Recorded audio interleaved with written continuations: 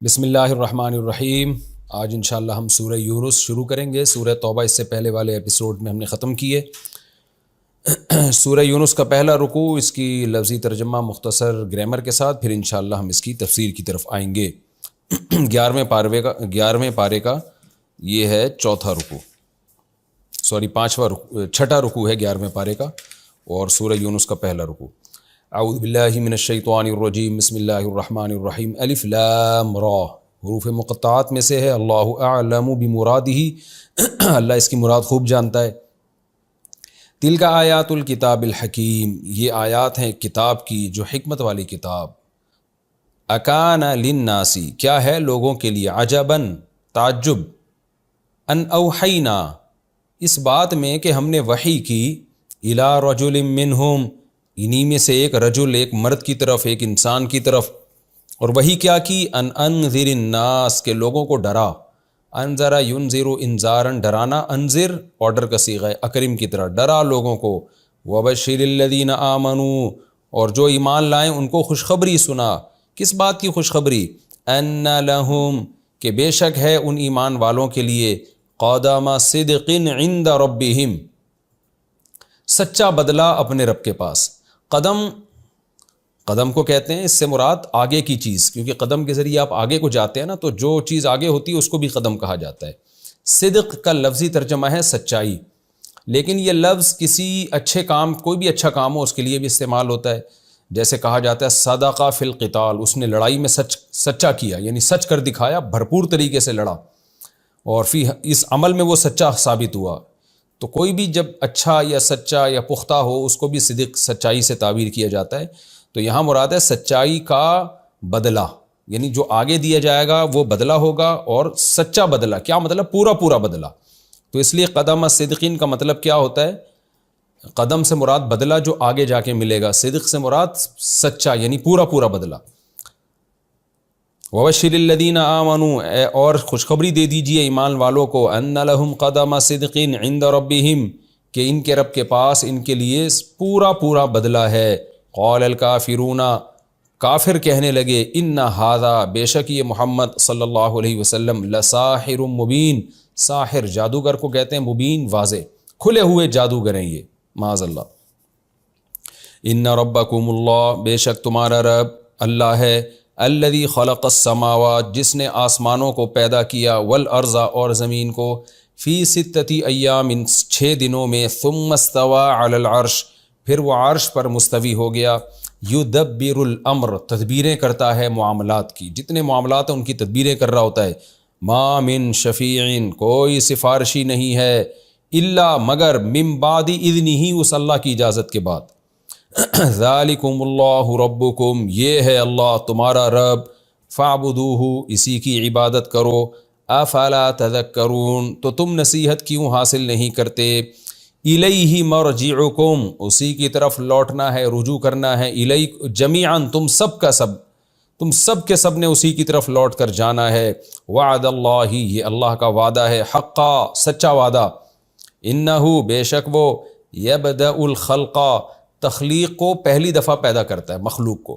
خلق کا معنی مخلوق، اور بدأ یبدأ، ابتدا کرنا، ابتدا کا لفظ بھی اسی سے نکلا ہے۔ ابتدا، باب افتعال میں جب چلے جائیں گے تو ابتدا بن جائے گا، ورنہ بدأ یبدأ، بے شک وہ پہلی مرتبہ خلق کو پیدا کرتا ہے۔ ثم، پھر اس کے بعد، یعیدہ، وہی اس خلق کا اعادہ بھی کرے گا۔ اعاد یعید اعادۃ، لوٹانا۔ کیوں اعادہ کرے گا؟ لیجزی الذین آمنوا، تاکہ وہ ایمان والوں کو بدلہ دے، وعملوا الصالحات، اور ان لوگوں کو جنہوں نے نیک اعمال کیے ان کو بدلہ دے، بالقسط، انصاف کے ساتھ۔ والذین کفروا، اور جو کافر ہوں گے، جو انکار کریں گے، لہم شراب، ان کے لیے مشروب ہے، پانی ہے، پینے کی چیز ہے، من حمیم، کھولتا ہوا۔ حمیم گرم تیز کھولتی ہوئی چیز کو کہا جاتا ہے، گرم کھولتے ہوئی چیزوں سے مشروب ہے ان کے لیے۔ وعذاب علیم، اور دردناک عذاب ہے، بما کانوا یکفرون، اس لیے کہ یہ کفر کیا کرتے تھے، انکار کیا کرتے تھے۔ هو الذی جعل الشمس ضیاء، اللہ وہ ذات ہے جس نے سورج کو ضیاء، روشنی بنایا، والقمر نورا، اور چاند کو نور بنایا اس نے، وقدرہ، اور ٹھہرا دی اس چاند کی، منازل، منزلیں کا مطلب اس نے، یعنی ایک دن میں کتنا سفر کرنا ہے اس نے، اس کو منزل سے تعبیر کیا گیا. یہ 1 گھنٹے میں کتنا سفر کرنا ہے, یعنی ہر چیز کو کیلکولیشن کر کے اس نے ایک ترتیب سے چلا دیا. منازل کا یہ مطلب ہے. منزل اصل میں کہتے ہیں جب آپ سفر کرتے ہو نا, تو آپ جہاں جہاں اسٹے کرتے ہو تو آپ کو پتہ ہوتا ہے کہ میں اتنے کلومیٹر کے بعد اسٹے کروں گا, پھر اتنے کلومیٹر, ایک چیز کا پہلے سے اندازہ لگایا ہوا ہوتا ہے. تو چاند اسٹے نہیں کرتا کہ ایک اسٹیشن پہ رک جائے پھر دوسرے اسٹیشن پہ, بلکہ مطلب یہ ہے کہ اس کی بھی منزلیں طے ہیں کہ ایک دن میں کتنا سفر کرنا ہے, 1 گھنٹے میں کتنا سفر کرنا ہے. اس کو منزلوں سے تعبیر کیا گیا. وقدرہ منازل, اور اس نے اس چاند کی منزلیں طے کر دی. لتعلموا, تاکہ تم جانو, عدد السنین, سن سال کو کہتے ہیں, سالوں کا حساب, سالوں کے تعداد جانو, والحساب, اور حساب و کتاب جانا کرو. ما خلق اللہ ذالک, نہیں پیدا کیا اللہ نے یہ سب کچھ, الا بالحق, مگر حق کے ساتھ. تفسیر میں اس کی ڈیٹیل آئے گی انشاءاللہ. یفصل الآیات, وہ اپنی آیات کو کھول کھول کے بیان کرتا ہے. لقوم یعلمون, ان لوگوں کے لیے جو جانتے ہیں. ان فی اختلاف اللیل والنہار, بے شک دن اور رات کے اختلاف میں, عدلنے بدلنے میں, آنے جانے میں. وما خلق اللہ, اور ان چیزوں میں جو اللہ نے پیدا کی ہیں. فی السماوات والارض, آسمانوں میں اور زمین میں. لآیات, بڑی بڑی نشانیاں ہیں. لقوم, ان لوگوں کے لیے, یتقون, جو اللہ سے ڈرتے ہیں. ان الذین لا یرجون لقاءنا, بے شک وہ لوگ جو امیدیں نہیں لگاتے ہماری ملاقات کی, ہماری ملاقات کی ان کو امید ہی نہیں ہے, وہ سمجھ رہے ہیں مر کے مٹی ہو کے ختم ہو جائیں گے. ورضوا, اور راضی ہو گئے, بالحیات الدنیا, دنیاوی زندگی پر, اسی پر مطمئن ہو کے بیٹھ گئے ہیں. وطمئنوا بہا, اور اطمینان ہو گیا ان کو دنیاوی زندگی پر. اطمئنوا اصل میں تھا اطمئنوا, اطمینان سے نکلا یہ, تو اسی پر مطمئن ہو گئے دنیا کی زندگی پر, بس یہی چاہیے ہمیں اور کچھ نہیں چاہیے. والذین, اور وہ لوگ, ہم عن آیاتنا غافلون, جو ہماری آیات سے غافل ہیں. اولئک مأواہم جہنم, یہ وہ لوگ ہیں جن کا ٹھکانہ, مأواہم النار, ٹھکانہ آگ ہے. بما کانوا یکسبون, ان اعمال کی وجہ سے جو یہ دنیا میں کیا کرتے تھے. ان الذین آمنوا, بے شک وہ لوگ جو ایمان لائے. وعملوا الصالحات, اور نیک اعمال کیے. یہدیہم ربہم, ان کا رب ان کو رہنمائی کرے گا, ان کو چلائے گا سیدھے راستے پر. بی ایمانہم, ان کے ایمان کی برکت سے. تجری, ایسے راستے پہ چلائے گا جس کا اینڈ کیا ہوگا. تجری من تحتہم الانہار, ان کے نیچے سے نہریں بہتی ہوں گی. فی جنات النعیم, نعمت کے باغات میں ہوں گے, عیش کے باغات میں ہوں گے یہ. دعواہم فیہا, اس جنت میں ان کا دعویٰ کیا ہوگا, یعنی ان کی بات کیا ہوگی. سبحانک اللہم, اے اللہ تو ہر عیب سے پاک ہے. وتحیتہم, اور ان کی ملاقات کے وقت کیا بات ہوگی. تحیہ کہتے ہیں, یہ میں کئی بار آپ کو بتا چکا ہوں پہلے بھی. حی یا یحیی, حیاتن کا معنی ہوتا ہے زندہ ہونا, حی یا یحییٰ پڑھا جاتا ہے. اور حی یحیی تحییتن کا معنی زندہ کرنا, باب تفعیل میں جب یہ جائے گا تو حی یحیی کا معنی زندہ کرنا اور زندگی کی دعا دینا بھی آتا ہے. تو جب بھی ہر قوم میں رواج ہے کہ جب بھی ایک دوسرے سے ملتے ہیں تو ایک دوسرے کو دعا دیتے ہیں. وہ پوری دنیا میں ہر قوم میں ایک رواج ہے کہ اللہ تمہیں صحیح رکھے, اللہ تمہیں سلامت رکھے. تو پھر یہ اس کا مطلب یہ ہوا کہ جب بھی کسی قوم میں ملاقات کے وقت کوئی جملہ کہا جائے گا تو عربی میں اس کو تحیہ کہا جانے لگا.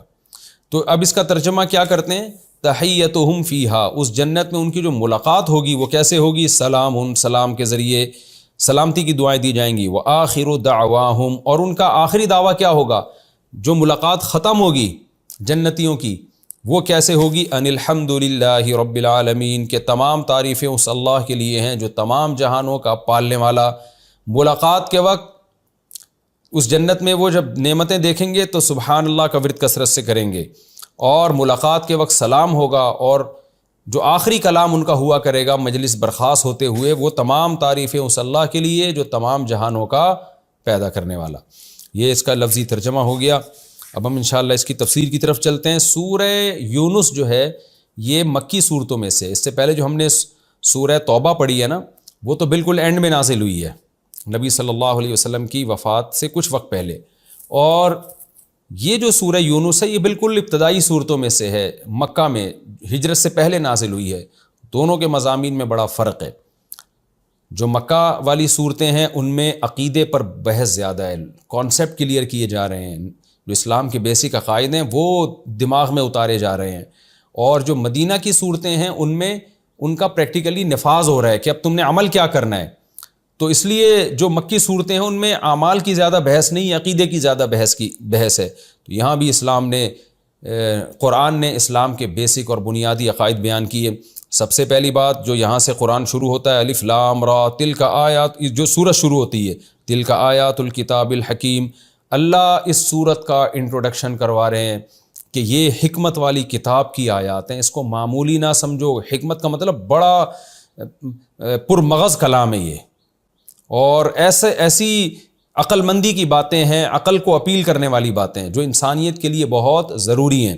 تو اللہ نے انٹروڈکشن شروع کیا کہ میری کتاب کو اور اس سورت کی آیات کو ہلکا نہ سمجھو، تل کا آیات، تل کا ہاتھ سے اشارے کے وقت یہ آیات ہیں کتاب حکیم کی، حکمت والی کتاب کی۔ وہ آیات کیا شروع ہوتی ہیں؟ سب سے پہلے اللہ نے اپنے پیغمبر صلی اللہ علیہ وسلم کی رسالت کو ثابت کیا کہ دیکھو محمد صلی اللہ علیہ وسلم تمہیں دین کی طرف بلا رہے ہیں، نبی ہونے کا دعویٰ کیا تو لوگوں کو اس پہ تعجب ہو رہا ہے۔ وہ کیا تعجب ہے؟ اکان للناس عجبا، کیا لوگوں کو اس بات پہ عجب ہے، تعجب ہے، ان اوحینا الی رجل منہم، کہ ہم نے انہی میں سے ایک مرد کا انتخاب کر کے، ایک انسان کا انتخاب کر کے اس پر وحی نازل کرنا شروع کر دی۔ اس میں کون سی تعجب کی بات ہے؟ ہمیشہ سے پیغمبر انسانوں میں ہی آتے رہے ہیں، اور پھر ان کی تعلیمات کتنی اچھی ہیں، ان تعلیمات پہ تمہیں تعجب ہو رہا ہے۔ وہ تعلیمات کیا ہیں؟ انذر الناس، کے لوگوں کو ڈراؤ۔ کن لوگوں کو؟ برے لوگوں کو ڈراؤ جو برائی کرتے ہیں، ظلم کرتے ہیں، بیٹیوں کو زندہ دفن کرتے ہیں، شرک کرتے ہیں۔ وبشر الذین آمنوا، اور جو آپ کی باتوں پہ ایمان لائیں ان کو خوشخبری سناؤ اور ان کو بتاؤ ان لہم قدم صدق عند ربہم، کہ تمہارے رب کے پاس تمہارے عمل کا بہترین بدلہ ہے، جو اچھا عمل کرو گے اس کا بدلہ پاؤ گے۔ یہ اسلام کی بنیادی تعلیمات ہیں جو دنیا میں کسی کے پاس نہیں ہیں۔ دنیا میں ہر قوم آخرت کا انکار کرتی ہے، ہر قوم آخرت کی منکر ہے۔ جو آخرت کے اقرار بھی کرتے ہیں تو وہ اس طریقے سے نہیں کہ جو نیچر کو اپیل کرے، جس میں ڈیٹیل ہو، معلومات ہوں۔ تو اسلام نے یہ دعویٰ کیا ہے کہ بھائی مرنے کے بعد ختم نہیں ہو جاتے، تمہیں قیامت کے دن حساب و کتاب دینا ہے، پورا بدلہ ملے گا تمہارے اچھے اعمال کا بھی اور برے اعمال کا بھی۔ تو اللہ کہتے ہیں اس بات سے لوگوں کو تعجب ہو رہا ہے، حالانکہ یہ کوئی تعجب والی بات نہیں ہے۔ یہ تو پیغمبروں کا کام ہی یہی ہے کہ لوگوں کو جنت کے ذریعے موٹیویٹ کریں اور جہنم کے ذریعے ڈی موٹیویٹ کریں برے اعمال میں۔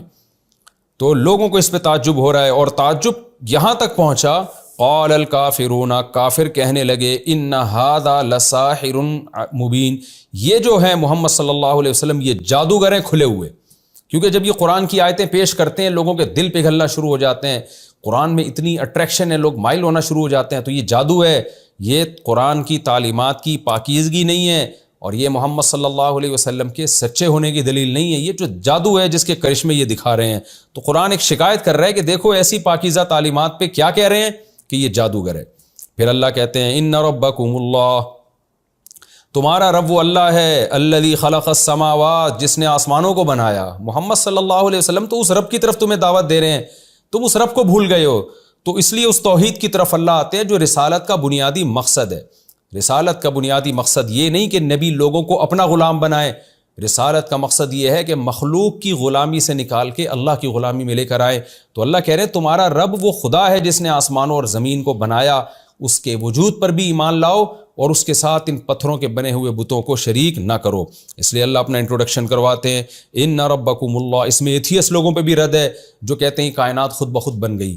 اللہ بتا رہے ہیں اتنے بڑے بڑے آسمان، زمین اور سورج اور چاند کا نظام جس کا آگے تذکرہ آ رہا ہے، یہ کیسے خود بخود بن سکتا ہے؟ ان ربکم اللہ، بے شک تمہارا رب وہ اللہ ہے، الذی خلق السماوات والارض، جس نے آسمانوں اور زمین کو بنایا، فی ستۃ ایام، 6 دنوں میں۔ 6 دنوں میں تمام آسمانی کتابوں میں ہے کہ اللہ نے آسمان اور زمین کو 6 دنوں میں بنایا۔ کیسے بنایا یہ اللہ ہی بہتر جانتا ہے۔ یہ بھی ممکن ہے کہ 6 دنوں میں یہ نقشہ وجود میں آ گیا اور پھر کروڑوں سال اس میں تصرف ہوتے رہے ہوں، کچھ بھی ہو سکتا ہے۔ اور بعض علماء نے یہ بھی لکھا ہے کہ یہ 6 دن بھی ہو سکتا ہے زمین کے 6 دن نہ ہوں، یہ اللہ کے علم کے 6 دن ہو، جو جیسے قیامت میں ایک دن 50,000 سال کا ہوگا تو ہو سکتا ہے وہ والے 6 دن ہو، واللہ عالم۔ ہمیں اس کی ڈیٹیل معلوم نہیں ہے، قرآن نے ہمیں پہلے بتا دیا ہے کہ کچھ آیتیں ایسی ہیں جو محکمات میں سے ہیں، کچھ متشابہات میں سے ہیں۔ متشابہات کو اللہ کے سپرد کر دو۔ تو بہرحال اللہ کہتے ہیں میں نے 6 دنوں میں بنایا، کیسے یہ اللہ ہی جانتا ہے۔ ثم استوى علی العرش، پھر وہ عرش پر مستوی ہوا، کما ہوا لائق بشانہ، جیسے کہ اس کی شان ہے۔ اس کی تفصیل بھی ہمیں معلوم نہیں ہے۔ یدبر الامر، وہ تمام معاملات کی تدبیریں کرتا ہے۔ ما من شفیع الا من بعد اذنی، کوئی سفارشی نہیں ہے مگر اللہ کی پرمیشن کے ساتھ۔ مشرکین مکہ یہ کہتے تھے کہ ہم اپنی مرضی کی زندگی گزاریں گے، اور جن بتوں کو ہم پوج رہے ہیں یہ بڑے بڑے بزرگوں کی مورتیاں ہیں، قیامت کے دن اگر قیامت واقع ہوئی اور جنت جہنم ہوا، جنت جہنم کا تصور صحیح ہوا، تو یہ بڑے بڑے بت جو ہیں جن پیروں کے نام پر ہیں وہ پیر ہمیں بخشوا دیں گے اللہ سے۔ تو اللہ نے کہا کہ کوئی اللہ کے ہاں سفارش نہیں کر سکتا مگر اللہ کی اجازت کے ساتھ۔ اللہ اجازت دے گا تو سفارش ہوگی، اور اللہ اجازت کن کو دے گا، کس کے لیے دے گا، یہ دوسرے مقام پہ اللہ نے بتا دیا کہ مشرک کے لیے اجازت نہیں ملے گی، اور مشرکوں کو اجازت نہیں ملے گی کہ سفارش کریں۔ اجازت ملے گی ان لوگوں کو جو توحید پرست ہوں گے، وہ سفارش کریں گے بھی ان کی جو توحید پرست ہوں گے۔ ذالکم اللہ ربکم، یہ ہے اللہ تمہارا رب، جس کے بارے میں ہم کہہ رہے ہیں جس نے آسمانوں اور زمینوں کو بنایا۔ کیونکہ ایتھیس اور ملحد کیا کہتے ہیں، ہمیں خدا نظر نہیں آتا، ہم کیسے ایمان لائیں اس خدا پر جو نظر نہ آئے؟ تو اللہ اس آسمان زمین کی طرف اشارہ کر کے کہتے ہیں یہی تو ہے تمہارا خدا، یعنی اسی میں تو اس کے جلوے تمہیں نظر آ رہے ہیں۔ یہ چیزیں خود بخود کیسے بن سکتی ہیں؟ یہ ان چیزوں میں کوئی تبدیلی نہیں ہو سکتی، چینجر کے بغیر چینجنگ نہیں ہو سکتی، اور تو یہ کریشن کے بغیر، کریٹر کے بغیر کریشن کیسے ہو سکتی ہے اس میں؟ تو یہ ساری کی ساری کائنات جس نے بنائی ہے، ان ربکم اللہ، یہ ہے تمہارا رب۔ تو اللہ کہتے ہیں ذالکم اللہ، یہ ہے بالکل تمہارے سامنے، تم جو کہتے ہو ہمیں نظر نہیں آتے، اپنے دماغ کا علاج کراؤ، اپنی آنکھوں کا علاج کراؤ۔ ذالکم اللہ ربکم، یہ ہے تمہارا رب، یہ ہے اللہ جو تمہارا پالنے والا ہے۔ فاعبدوہ، اس کی عبادت کرو، ملحدوں کی باتوں میں نہ آؤ۔ افلا تذکرون، تم نصیحت حاصل کیوں نہیں کرتے؟ الیہ مرجعکم جمیعا، بعض لوگ خدا کے وجود کے تو قائل ہیں، ہاں کوئی کریٹر ہے جس نے بنایا، لیکن موت کے بعد کی زندگی کے قائل نہیں ہیں۔ قرآن کہہ رہا ہے وہ بھی غلط۔ الیہ مرجعکم جمیعا، جس نے تمہیں بنایا ہے اور اس کائنات کو بنایا ہے، تم سب کے سب اسی کی طرف لوٹ کر بھی جاؤ گے۔ وعد اللہ، یہ اللہ کا وعدہ ہے، حقاً، بالکل پکا سچا، یہ ہو نہیں سکتا کہ ایسا نہ ہو۔ سورہ حج میں بڑے زبردست انداز میں اللہ نے اسی مضمون کو بیان کیا، میں جب وہ آیتیں پڑھتا ہوں بڑا مزہ آتا ہے۔ یا ایھا الناس ان وعد اللہ حق، اے لوگو اللہ کا وعدہ سچا ہے۔ ایک جگہ کہا وَأَنَّ السَّاعَةَ آتِيَةٌ لَا رَيْبَ فِيهَا، کہ قیامت آ کے رہے گی، اس میں کوئی شک نہیں ہے۔ وَأَنَّ اللَّهَ يَبْعَثُ مَن فِي الْقُبُورِ، اور جو قبروں میں پڑے ہوئے ہیں اللہ ان کو زندہ کر کے چھوڑے گا۔ تو بڑے قرآن کے واضح دو ٹوک دعوے ہیں۔ وعد اللہ حقا، اللہ کا وعدہ سچا ہے۔ اے اللہ تیرا وعدہ سچا ہے تو دوبارہ زندہ کیسے ممکن ہے؟ تو مر کے مٹی ہو کے ہم ختم ہو جاتے ہیں، فنا ہو جاتے ہیں۔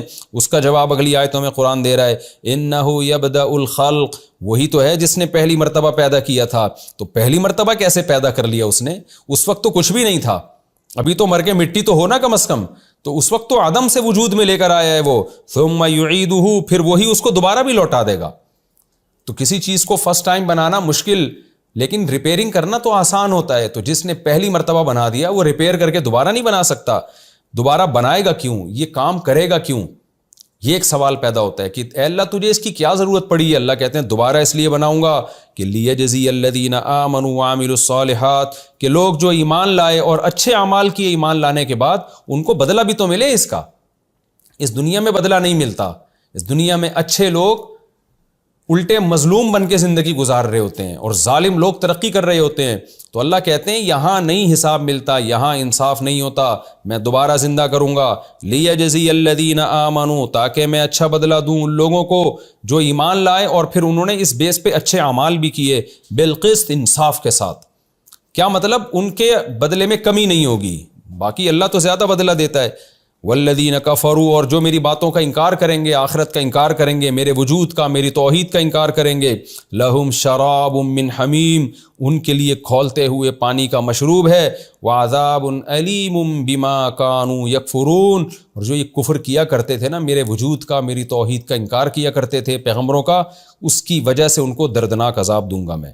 پھر اللہ اپنی دوبارہ قدرت کو بیان کرتا ہے، اپنے وجود کی، اپنی توحید کے دلائل بیان کرتا ہے۔ هو الذی جعل الشمس ضیاء، وہ اللہ ہی تو ذات ہے جس نے سورج کو ضیاء اور روشنی بنایا۔ یہ خود بخود نہیں ہو گیا، سب کچھ آٹومیٹیکلی نہیں ہو گیا۔ 9 لاکھ سے زیادہ گنا بڑا سورج اور ایک ہائیڈروجن گیسوں کا مجموعہ اور بھڑکتی ہوئی آگ ہے جو لاکھوں کروڑوں سال سے آگ پھینک رہا ہے۔ یہ وہ اللہ ہے جس نے سورج کو ایسا بنایا۔ والقمر نورا، اور چاند کو بھی اس نے روشنی بنایا۔ ضیاء اور نور میں کیا فرق ہے؟ نور ایک ٹھنڈی سی روشنی ہوتی ہے، ضیاء کا مطلب روشنی ہے، اور کوئی فرق نہیں ہے اس میں۔ بعض لوگ جو یہ فرق کرتے ہیں کہ ضیاء اس روشنی کو کہتے ہیں جو اپنی ہو، اور نور اسے کہتے ہیں جو کسی اور سے لی ہو، تو یہ لغت میں ایسا کوئی فرق نہیں ہے، عربی زبان میں یہ بات کے لوگوں نے فرق کیا ہے۔ یہ الگ بات ہے کہ چاند کی اپنی روشنی نہیں ہوتی، لیکن قرآن یہاں اس مضمون کو بیان نہیں کر رہا، کیونکہ قرآن کا ٹاپک سائنس نہیں ہے۔ عربوں کو اگر یہ بیان کر دیا جاتا نا قرآن کی اپنی روشنی نہیں ہے، سورج کی روشنی لیتا ہے، تو ایک نئی جنگ چھڑ جاتی، اس کو ثابت کرنے کے لیے پھر الگ دلائل دینے پڑتے۔ تو اس لیے اسلام نے ہدایت کے ٹاپک کو فوکس کیا ہے، دائیں بائیں اسلام اپنے ٹاپک سے ہٹا نہیں ہے، قرآن ٹاپک سے ہٹا نہیں ہے، کہ جو سائنسدانوں کا ٹاپک ہے وہ ان میں رہنے دو، میڈیکل سائنس کا جو موضوع ہے وہ انہیں اس پہ کام کرنے دو۔ اسلام تو آپ کو یہ بتا رہا ہے، قرآن تو یہ بتا رہا ہے کہ اس کائنات میں غور کرو، یہ آٹومیٹیکلی یہ چیزیں خود بخود نہیں ہو سکتی۔ والقمر نورا وقدرہ منازل، اور اس نے اس چاند کی منزلیں طے کر دی ہیں۔ بعض علماء نے کہا یہ ضمیر دونوں کی طرف لوٹ رہی ہے، بتاویل کل واحد، کیا مطلب اس سورج کی بھی اور اس چاند کی بھی، اور بعض نے کہا نہیں چاند کی طرف لوٹ رہی ہے، تو دونوں تفسیریں صحیح ہو سکتی ہیں کیونکہ دونوں کی منزلیں بہرحال طے ہیں۔ تو اس چاند کی منزلیں طے کر دیں، لِتَعْلَمُوا عَدَدَ السِّنِينَ، تاکہ تم سالوں کا حساب معلوم کرو۔ یہ بھی خدا کے وجود کی دلیل ہے، یہ کائنات خود بخود بنی ہوتی تو اس میں اتنی بہترین مینجمنٹ نہ ہوتی۔ اب دیکھیں چاند ایک ایسا کیلنڈر ہے، لاکھوں سال سے انسانوں کو وہ دن گننے اور سالوں کا حساب رکھنے میں مدد دے رہا ہے۔ یہ تو اب اپلیکیشن آ گئی ہے نا۔ اب دیکھیں چاند آپ جب دیکھتے ہیں، پہلی کا چاند ہوتا ہے بہت باریک، پھر تھوڑا بڑھتا ہے، پھر تھوڑا بڑھتا ہے، تو ہمیشہ سے لوگ اس کو دیکھ کے وقت کا اندازہ لگاتے ہیں۔ پھر سورج کے ذریعے سالوں کا اندازہ ہوتا ہے کہ سورج مشرق سے موو کرتے کرتے کرتے کرتے تھوڑا سا شمال کی طرف جاتا ہے، پھر شمال کے اینڈ میں آ کے دوبارہ جنوب کی طرف جانا شروع ہوتا ہے، تو جب یہ ایک دور مکمل ہوتا ہے تو پورا ایک سال ہو جاتا ہے۔ تو اللہ کہتے ہیں تم ان چاند اور سورج کی منزلوں سے سال کا حساب لگاتے ہو، والحساب، اور دوسرا حساب لگاتے ہو، یعنی سالوں کی گنتی بھی شمار کرتے ہو اور دیگر حساب کتاب بھی، جتنے آپ کے حسابات ہیں یہ سارے سورج اور چاند کی گردشوں پہ چل رہے ہیں۔ ورنہ انسان اس زمین پہ ہوتا اور یہ گردشیں نہ ہوتی تو ہمیں کیا پتہ چلتا۔ یہ جو آج 24 گھنٹے کا ہم نے دن بنایا اور 365 دنوں کا ہم نے سال بنایا، اور پھر ان 24 گھنٹوں میں سے ہم نے ہر گھنٹے کے 60 ٹکڑے کر کے منٹ بنائے اور ہر منٹ کے 60 ٹکڑے کر کے سیکنڈ بنائے، تو سارا ٹائمنگ اور یہ نظام یہ سورج اور چاند سے متعلق ہے۔ تو اللہ کہتے ہیں تمہاری ساری کیلکولیشن اس سے متعلق ہے، اگر یہ نہ ہوتا تو تم تو اندھے بہرے ہوتے، تمہیں پتہ ہی نہ ہوتا کہ اس وقت کیا ٹائم ہو رہا ہے، اس واقعے کو کتنے سال گزر گئے، کتنا دن گزر گئے، مہینہ کب کمپلیٹ ہوتا ہے، یہ ساری چیزوں میں تم اندھے ہوتے۔ لیکن چونکہ انسان کو زمین میں اللہ نے احسن طریقے سے بسانا تھا، لہذا چاند اور سورج کو روکا نہیں گیا بلکہ ان کو گردشوں میں چلا دیا گیا ہے۔ لِتَعْلَمُوا، تاکہ تمہیں پتہ چلے، عدد السنین، سالوں کی گنتیاں پتہ چلیں اور حساب و کتاب پتہ چلے۔ ما خلق اللہ ذلک الا بالحق، کیسی خوبصورت آیت ہے یہ۔ اللہ کہتے ہیں میں نے یہ سب کچھ پیدا نہیں کیا مگر حق کے ساتھ۔ کیا مطلب؟ یہ بیکار نہیں ہے ساری چیزیں۔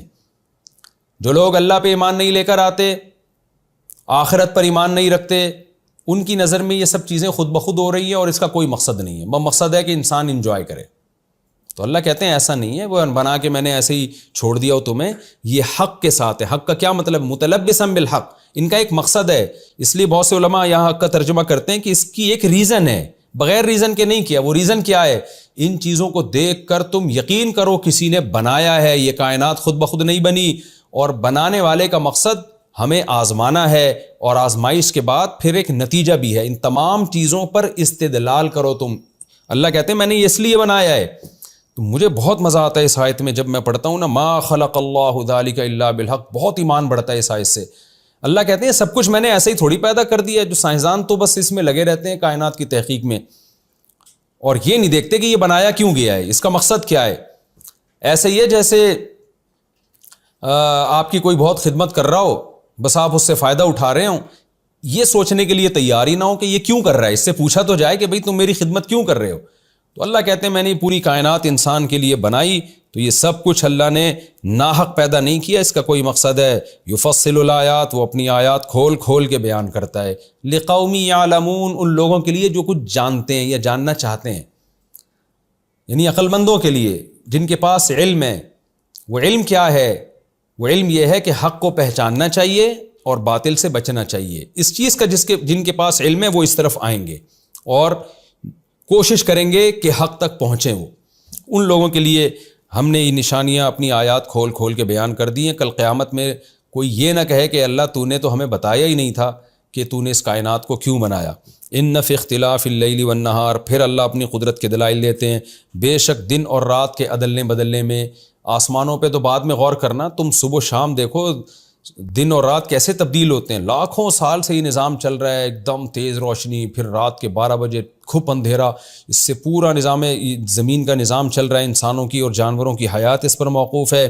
بے شک زمین دن اور رات کے اختلاف میں، وما خلق اللہ فی السماوات والارض، اور جو کچھ اللہ نے آسمانوں اور زمین میں پیدا کیا سب کے سب میں لآیات، بڑی بڑی نشانیاں ہیں، علامتیں ہیں خدا کے وجود کی، خدا کے توحید کی، پیغمبروں کے برحق ہونے کی، اسلام کے برحق ہونے کی، آخرت کی، جنت جہنم کی، ہر چیز کی بڑی بڑی نشانیاں ہیں. لقوم، ان لوگوں کے لیے، یتقون، جو تقوی اختیار کرنا چاہتے ہیں. اصل میں نشانیاں تو سب کے لیے ہیں، لیکن فائدہ ان لوگوں کو ہوگا جو سیدھے راستے پہ چلنا چاہتے ہیں. اس لیے اللہ نے متقین کا ذکر کیا. اور آگے اللہ فرماتے ہیں ان الذین لا یرجون لقاءنا، بے شک وہ لوگ جو ہماری ملاقات کی امیدیں ہی نہیں رکھتے. کچھ لوگ ایسے بھی ہیں، بہت سے لوگ ایسے ہیں جن کو کوئی امید ہی نہیں ہے، کہ وہ سمجھتے ہیں کہ مر کے مٹی ہو کے ختم ہو جائیں گے، ہماری اللہ سے ملاقات نہیں ہونے والی. جس کا نتیجہ کیا نکلتا ہے، وَرَضُوا بِالْحَيَاةِ الدُّنْيَا، وہ دنیاوی زندگی پر راضی ہو گئے، وَطْمَأَنُّوا بِهَا، اور اسی پر مطمئن ہو گئے. بس یہی ہمیں دنیا چاہیے، ہمیں نہیں، ہم مانتے ہی نہیں آخرت کو کہ کیا ہے. والذین هم عن آیاتنا غافلون، اور وہ لوگ جو ہماری آیات سے غافل ہیں تبھی تو ان کا یہ نتیجہ نکلا نا. اللہ کی آیات میں غور ہی نہیں کرتے، جس کے نتیجے میں وہ اس دنیا ہی کو سب کچھ سمجھ بیٹھتے ہیں. تو اللہ کہتے ہیں اولئک مأواہم النار، یہ وہ لوگ ہیں جن کا ٹھکانہ آگ ہے، بما کانوا یکسبون، اس عمل کے نتیجے میں جو یہ دنیا میں کیا کرتے تھے. وہ عمل کیا تھا؟ کفر. اللہ کی نعمتوں سے بہت فائدہ اٹھایا، لائف کو بھرپور انجوائے کیا، مگر ان نعمتوں کے دینے والے کے بارے میں کبھی غور نہیں کیا. اللہ کہتے ہیں ایسے لوگوں کا انجام بہت بھیانک ہے. اور اس کے برعکس جو ایمان لائے اور نیک اعمال بھی کیے انہوں نے، ان کا انجام بہت اچھا ہے. ان الذین آمنوا، بے شک وہ لوگ جو ایمان لائے، وعملوا الصالحات، اور پھر اچھے اعمال بھی کیے انہوں نے، یہدیہم ربہم، ان کا رب ان کی رہنمائی کرے گا. کہاں؟ جنت تک لے کر جائے گا ان کو. بایمانہم، ان کے ایمان کی وجہ سے، تجری من تحتہم الانہار، ایسی خوبصورت بہشت ہوگی، جنت ہوگی جس کے نیچے نہریں بہتی ہوں گی، فی جنات النعیم، اور نعمت اور عیش کے باغات میں. اور وہاں بات بھی بڑی پاکیزہ ہوگی. وہ کیا ہوگی؟ دعواہم فیہا سبحانک اللہم، ان کا دعویٰ کیا ہوگا وہاں پہ، یعنی منہ سے جو بات نکالیں گے وہ کیا ہوگی؟ سبحانک اللہم، اے اللہ تو ہر عیب سے پاک ہے. یعنی اتنی خوبصورت جنت اور اتنی خوبصورت نعمتیں دیکھ کے کیا کہیں گے کہ اللہ تو ہر عیب سے پاک ہے. یہ جملہ کب استعمال کیا جاتا ہے؟ جب انسان بہت تعجب میں آتا ہے، بہت عجیب جب متاثر ہوتا ہے تو کیا کہتے ہیں؟ سبحان اللہ، یعنی اللہ ہر عیب سے پاک ہے جس نے ایسی ایسی چیزیں بنا دی. تو وہاں تعجب سے کیا کہیں گے؟ سبحانک اللہم. اللہم کا مطلب ہے یا اللہ، اے اللہ. وتحیتہم فیہا سلام، اور ملاقات کے وقت ان کا تحیہ کیا ہوگا؟ دعا کیا ہوگی؟ سلام. جب آپس میں ملیں گے ایک دوسرے کو سلامتی کی دعائیں دیں گے، پھر گپ شپ لگائیں گے، اور جب ایک دوسرے سے جدا ہونے کا وقت آئے گا تو پھر اللہ کی نعمتوں کو یاد کر کے کہیں گے ان الحمد للہ رب العالمین، تمام تعریفیں اس اللہ کے لیے جو تمام جہانوں کا پالنے والا. یعنی یہ تعریفیں خود بخود ان کی زبان سے نکل رہی ہوں گی جنت کی نعمتوں کو دیکھ کر. یہ سورہ یونس کا پہلا رکوع تھا جو الحمدللہ کمپلیٹ ہوا. اس رکوع کا خلاصہ یہی ہے کہ اللہ تعالیٰ نے پہلے بتایا کہ لوگوں کو اس پہ تعجب ہو رہا ہے کہ ہم نے ایک بشر کو، ایک انسان کو پیغمبر بنا کے بھیج دیا، اور وہ اتنی اچھی باتیں کیوں کر رہا ہے، یعنی وہ اتنی اچھی تعلیمات کیوں دے رہا ہے، اس پہ تعجب ہو رہا ہے. تو اللہ بتا رہے ہیں کوئی تعجب کی چیز نہیں ہے، کوئی اچھمبے کی چیز نہیں ہے، ہماری مرضی ہم جس کو پیغمبر بنائیں. تعجب تو اس پہ ہونا چاہیے کہ اللہ نے اپنے بندوں کی ہدایت کے لیے کسی کو بھیجا ہی نہیں. یہ تعجب کی بات ہے. بھیجا ہے، یہ تو تعجب کی بات نہیں ہے. آج جو لوگ اسلام کے اگینسٹ ہیں وہ اس پہ تعجب کرتے ہیں کہ یہ کیوں بھائی، کوئی پیغمبر کیوں آ گئے. تو بھائی تعجب اس پہ ہونا چاہیے کہ خدا اور بندوں کا کوئی لنک ہی نہیں ہے، آپس میں کوئی نمائندہ ہی نہیں ہے، اللہ نے جو اپنا انٹروڈکشن کے لیے کسی کو بھیجا ہی نہیں ہے. یہ تعجب کی بات ہے. اور پھر اللہ نے اپنی توحید کے دلائل بیان کیے اس میں. یہ اس کا خلاصہ ہے. چونکہ یہ صورتوں میں حکام کم ہیں اس لیے ہم یہاں ذرا تیز رفتاری کے ساتھ ان آیتوں کی تفسیر کی طرف ہم چلیں گے. اس میں زیادہ تر ایمان اور عقیدے ہی کی بات ہے. اب ہم اگلے رکوع کی طرف چلتے ہیں.